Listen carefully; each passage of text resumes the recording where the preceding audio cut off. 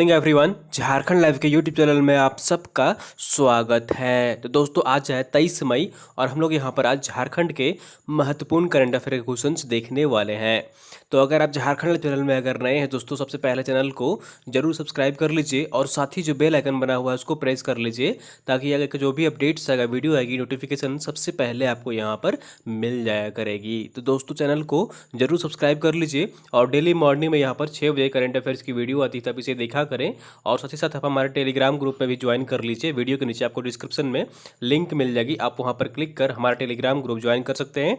Daily शाम के 7 बजे वहाँ पर पीडीएफ जो है प्रोवाइड कर दी जाती है, तो आप पीडीएफ टेलीग्राम ग्रुप से प्राप्त कर सकते हैं। तो चलिए हम लोग यहाँ पर आज 23 मई के झारखंड के महत्वपूर्ण करंट अफेयर क्वेश्चंस देखते हैं। और आज का यहाँ पर पहला प्रश्न है, हाल ही में प्रधानमंत्री गरीब कल्याण योजना के तहत राष्ट्रीय खाद्य सुरक्षा अधिनियम 2013 के लाभुकों को अन्न प्रदान करने के लिए राज्य सरकार ने कितनी राशि की स्वीकृति दी है।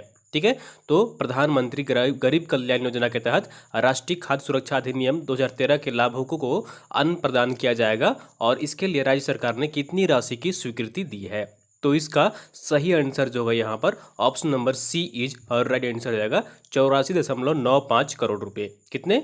84.95 करोड़ रुपए की स्वीकृति दी है राज्य सरकार ने। तो ऑप्शन नंबर सी इज और राइट आंसर हो जाएगा। हाल ही में प्रधानमंत्री गरीब कल्याण योजना के तहत राष्ट्रीय खाद्य सुरक्षा अधिनियम 2013 के लाभुकों को अन्न प्रदान करने के लिए राज्य सरकार ने 84.95 करोड़ रुपए की स्वीकृति दी है। चलिए यहाँ पर पूरी डिटेल्स में देख लेते हैं इस न्यूज़ को।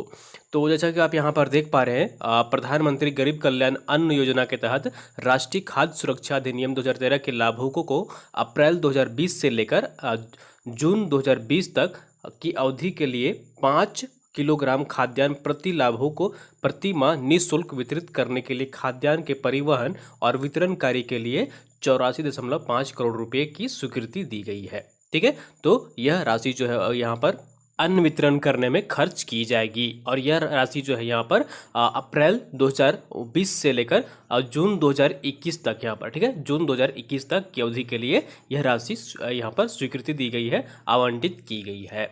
चलिए अगले प्रश्न की ओर चलते हैं और अगला प्रश्न है यहाँ पर, झारखंड राज्य जल छाजन मिशन की 28 परियोजनाओं के लिए सरकार ने ग्रामीण विकास विभाग नाबार्ड से कितनी राशि का ऋण लेगी। ठीक है, तो झारखंड सरकार ग्रामीण विकास विभाग नाबार्ड से कितना यहाँ पर ऋण लेगा राज्य के जल छाजन मिशन की 28 परियोजनाओं के लिए।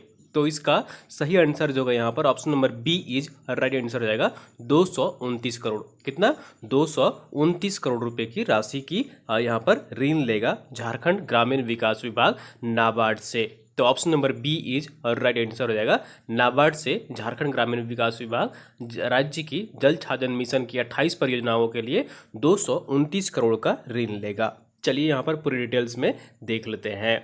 तो जैसा कि आप यहाँ पर देख पा रहे हैं, जल छाजन की 28 परियोजनाओं के लिए नाबार्ड से ग्रामीण विकास विभाग 229.21 करोड़ रुपए का ऋण लेने का प्रस्ताव को स्वीकृति दी है। जल छाजन योजना की मदद से वर्षा जल और पठारी क्षेत्र में जलों का संग्रह किया जाएगा। इन योजनाओं को 2025 तक 5 वर्षों में पूरा किया जाना है और इसकी कुल जो यहाँ पर लागत होगी वो 300 करोड़ रुपए की होगी। ठीक है, तो option number B is right answer हो जाएगा। ठीक है, ग्रामीण विकास विभाग ने, झारखंड ग्रामीण विकास विभाग ने नाबार्ड से 229.21 करोड़ रुपए ऋण लेगा यहाँ पर राज्य के जल छाजन मिशन की 28 परियोजनाओं के लिए। तो option number B is right answer हो जाएगा। अब यहाँ पर नाबार्ड आया है, तो नाबार्ड के बारे में चलिए हम लोग यहाँ पर पूरी डिटेल्स में देख लेते हैं। तो सबसे पहले यहाँ पर देख लीजिए, नाबार्ड का जो फुल फॉर्म होता है वो क्या होता है? National bank for agriculture and rural development. क्या होता है? National bank for agriculture and rural development. ठीक है, तो ये नाबार्ड का फुल फॉर्म होता है और इसकी स्थापना कब की गई थी? इसकी स्थापना 12 जुलाई 1982 ईस्वी को की गई थी। कब की गई थी? 12 जुलाई 1982 ईस्वी को इसकी स्थापना की गई थी और इसका हेड क्वार्टर जो है वो कहाँ पर है? तो ये मुंबई में स्थित है। और अभी के फिलहाल जो चेयरमैन है नाबार्ड के वो कौन है? और फिलहाल नाबार्ड के जो चेयरमैन है उनका नाम है गोविंदा राजुलू चिंताला। क्या नाम है इनका? गोविंदा राजुलू चिंताला। तो ये याद रखिएगा। चलिए अगले प्रश्न की ओर चलते हैं और अगला प्रश्न है यहाँ पर, पेयजल एवं स्वच्छता विभाग की ओर से राज्य के ग्रामीण जलापूर्ति परियोजनाओं के लिए नाबार्ड से कितना ऋण लेने की स्वीकृति राज्य सरकार ने दी है। तो यहाँ पर पेयजल एवं स्वच्छता विभाग की ओर से राज्य के ग्रामीण जलापूर्ति परियोजनाओं के लिए नाबार्ड से कितना ऋण लेने की स्वीकृति राज्य सरकार ने दी है। तो इसका सही आंसर जो होगा यहाँ पर option number A is right answer हो जाएगा 104 करोड़ रुपए। कितने? 104 करोड़ रुपए यहाँ पर पेयजल एवं स्वच्छता विभाग की ओर से राज्य में ग्रामीण जलापूर्ति परियोजनाओं के लिए नाबार्ड से ऋण लेगा झारखंड राज्य सरकार, लेगी राज्य सरकार। तो option number A is right answer हो जाएगा 104 करोड़ रुपए राज्य सरकार ऋण लेगी ग्रामीण जलापूर्ति योजनाओं को पूरा करने के लिए। चलिए यहाँ पर पूरी डिटेल्स में देख लेते हैं।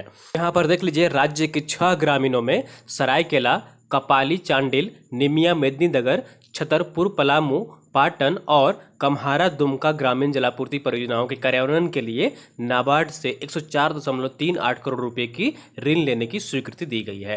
तो राज्य सरकार द्वारा 104.38 करोड़ रुपए का लोन लिया जाएगा, ऋण लिया जाएगा नाबार्ड से। तो option number A is right answer हो जाएगा। चलिए अगले प्रश्न की ओर चलते हैं और अगला प्रश्न है यहाँ पर 10वीं जूनियर राष्ट्रीय महिला हॉकी प्रतियोगिता 2020 का आयोजन झारखंड के किस शहर में आयोजन किया जाएगा।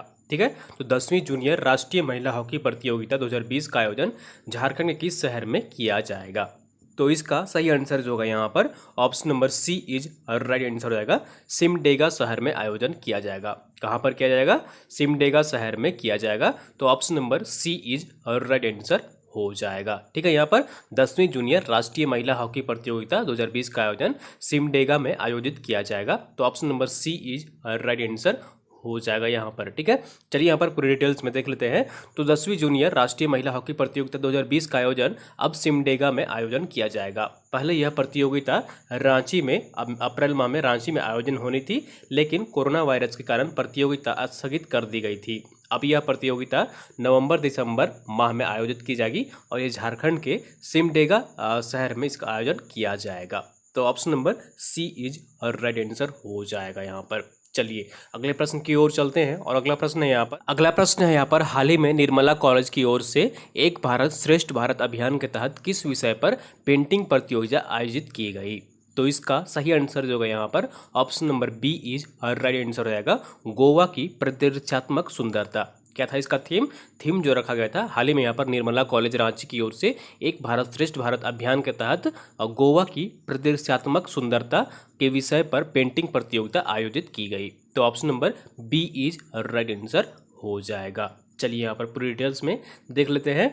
तो जैसा कि आप यहाँ पर देख पा रहे हैं, निर्मला कॉलेज की ओर से एक भारत श्रेष्ठ भारत अभियान के तहत ऑनलाइन पेंटिंग प्रतियोगिता आयोजित की गई, जिसका विषय था गोवा की प्रदर्शनात्मक सुंदरता।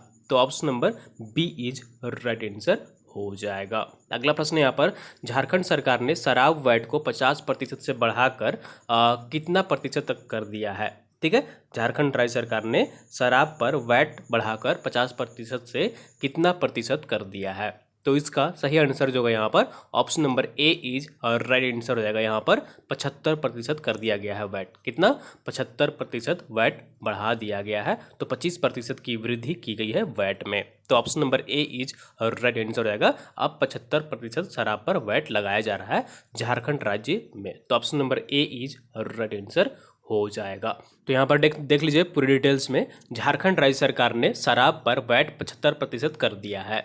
वैट में बढ़ोतरी के बाद शराब 22 से 25% तक महंगी हो जाएगी। तो option number A is right answer रहेगा। 75% वैट कर दिया गया है झारखंड राज्य सरकार ने। चलिए यहाँ पर आंसर ऑफ द डे देख लेते हैं। पिछले वीडियो में आपसे प्रश्न पूछा गया था, applied geophysics the outstanding educator award 2020 से किसे सम्मानित किया गया है। ठीक है, तो इसका सही आंसर जो है यहाँ पर option number B is right answer रहेगा। ठीक है, प्रोफेसर सालीवाहन को। किनको?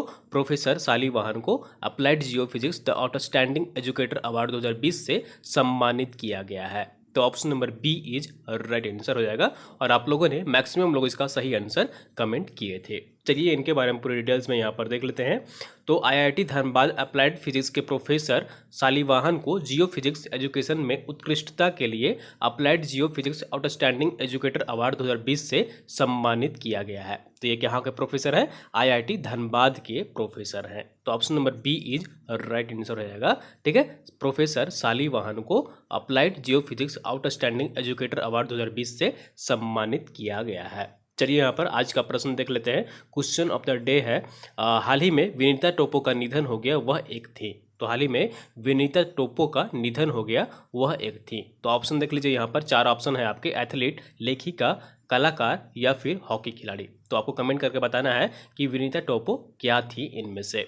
तो इसका सही आंसर कमेंट करने की कोशिश करिएगा। ठीक है दोस्तों, तो ये थी यहाँ पर आज की झारखंड की महत्वपूर्ण करंट अफेयर क्वेश्चंस। और दोस्तों आप सभी को जैसा कि पता है कि हमारा हर संडे को यहाँ पर सुबह 9:30 बजे और शाम के 6:30 बजे ऑनलाइन टेस्ट का आयोजन किया जाता है एवरी संडे। ठीक है, हर संडे को।